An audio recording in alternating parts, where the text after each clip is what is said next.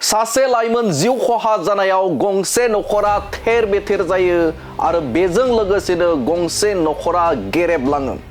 लोगोसेनो बर' हारियाबो जोबोदनो खहा जायो। खुलुमबाय, स्टुडिअ दं आङो राकेश रामसियारि। बे बाथ्राखौ बुंदों दुलाराय बर' फरायसा आफादनि लोगो गाहाय नेहाथारि बिथां दिनेश ब्रह्म बिथाङा। बे गंसे नखराव जुदि सासे लाइमोननि जुदि जिउ खहा जायोब्ला, अबथिरा जुदि जिउ गोमायोब्ला, बे नखरा बा बिमा बिफाजों लोगोसेनो बे समाव गंसे नखरा गेरेबलाङो, सिलिंखार जालाङो। आरो बर' हारियाबो बेजों लोगोसेनो बर' हारियाबो जोबोदनो खहा गोनां जायो।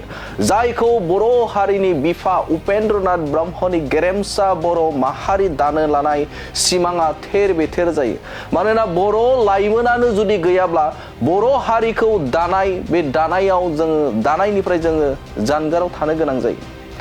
दा बे समाव बिथां दुलाराय बर' फरायसा आफादनि लोगो गाहाय नेहाथारि बिथां दिनेश ब्रह्म बिथाङा आथिखालाव आन्थोरजयै गुबुन गुबुन जायगाफोराव जे पिकनिक स्पट जानाय एबा पिकनिक स्पट बानायनायनि मुङाव गोबां आयेन बेरेखा हाबाफोर जानाय, बे हाबाफोराव जोंनि लाइमोनफोरा थांनानै बेवहाय जौ लोंनानै जे माखासे जाब्रथाय जानाय, बे जाब्रथाय जानायखौ लानानै बाथ्रा बुंथिदों बिथां एबसुनि लोगो गाहाय नेहाथारि बिथां दिनेश ब्रह्म बिथाङा। आरो बिथाङा बुंथिदों जे बे समाव दुलाराय बर' फरायसा आफादा बर' माहारिनि थाखाय खामानि मावदों।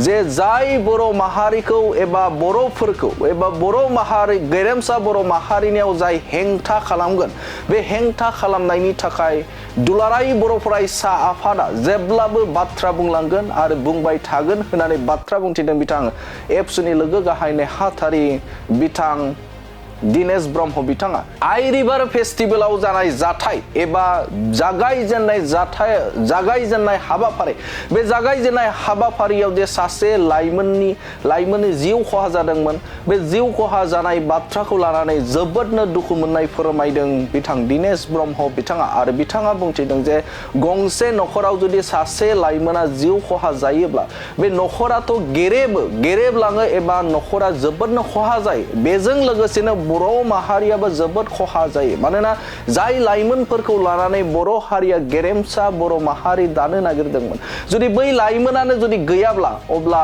जों सोरखौ लानानै गेरेमसा बर' माहारि दानो होननानै बाथ्रा बुंथिदों बिथां एबसुनि लोगो गाहाय नेहाथारि दिनेश ब्रह्म बिथाङा। आरो बिथाङा जे पिकनिक स्पटनि मुङाव जे माखासे आयेन बेरेखा हाबाफोर जानाय, बैफोरखौ गोथौ दुखु मोननाय फोरमायदों बिथां दिनेश ब्रह्म बिथाङा। दुलाराय बर' फरायसा आफादा जों नोजोर होबोदों गोदान बोसोरनि मुङाव बा मेला खुंनायनि मुङाव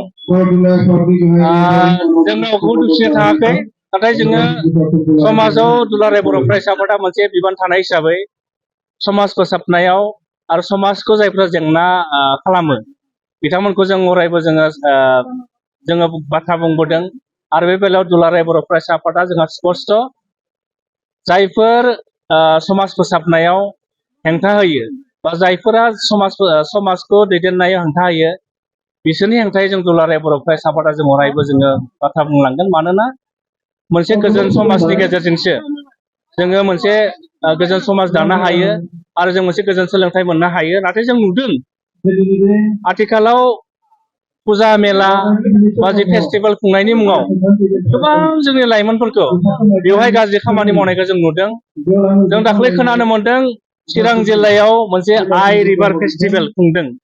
आरो बे आइ रिभार फेस्टिभेलाव जेब्ला जागायजेनदोंमोन, बै जागायजेनखालिनो चिरां जिल्लानि बिजनि थानानि सिङाव थानाय सिलबारि मनाखसा गामिनि थागिबि गोमोथाव बर'नि सासेल' फिसाला, अनजालु फिसाला सुमित बर', बिथाङा गावनि लोगोजों बे आइ रिभार फेस्टिभेलाव फैदोंमोन।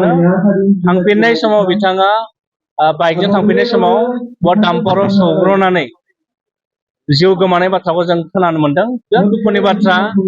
सासे लाइमोन, सासे फरायसा जुदि जिउ गोमायोब्ला मोनसे न'खरा धंस जायो, मोनसे समाजा धंस जायो।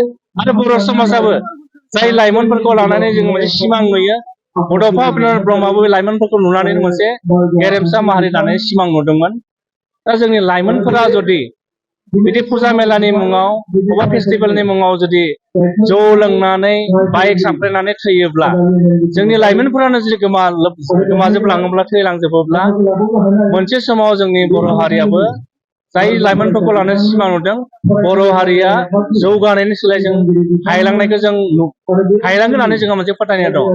ओंखायनो आङो गोदान बोसोरनि मुङाव गासै लाइमोनफोरखौ आं खावलायनो नागिरदों, बिमा बिफाखौ खावलायनो नागिरदों गोदान बोसोरखौ बयबो फालिनांगौ, नट अडियेन्स फालिनांगौ, जों फालिनायखौ जों बयबो रावबो बादा होआ। खिन्थु गोदान बोसोरखौ फालिनायनि मुङाव गाज्रि जिनिस जानाय, गाज्रि जिनिस लोंनाय बेनिफ्राय गोजानाव थानो थाखाय आङो दुलाराय बर' फरायसा आफादनिफ्राय बयबो लाइमोनफोरखौ खावलायहरबाय आरो बिमा बिफाफोरखौ गावनि गथ' गथायखौ जोथोन लानो थाखाय खावलायहरबाय। गोजोन्थों।